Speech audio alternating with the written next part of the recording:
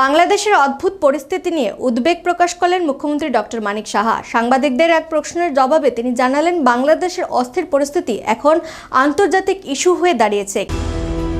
কেন্দ্রীয় সরকার বাংলাদেশের পরিস্থিতির উপর নজর রাখছে। এ ব্যাপারে দিল্লির নেতৃত্বরা ইতিমধ্যেই তাদের বিবৃতি দিয়েছে। সরকারের তরফ থেকে বিবৃতি দেওয়া হয়েছে, রাজ্যে ভারত বাংলাদেশ সীমান্তে কড়া নজরদারির ব্যবস্থা করা হয়েছে।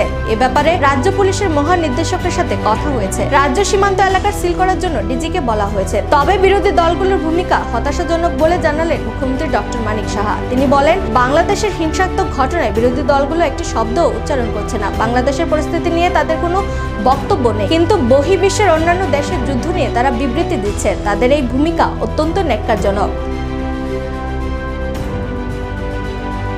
Because we have a very close border, a long border with Bangladesh. So how do you see to the over scenario? Do you have any suggestion, or would you request the Prime Minister also to intervene in it? Naturally, it is international problem now. So our from our central leadership, they already have communicated and they have given their message.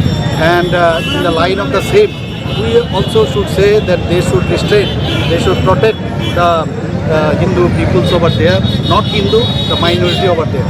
So we are actually observing, and I have already talked to DG also today. Yesterday he came to me. I told him that to see the borders so that there should not be any intruder shootings come inside.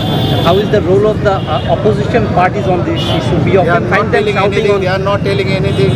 They are busy for Gaza. They are for Iraq.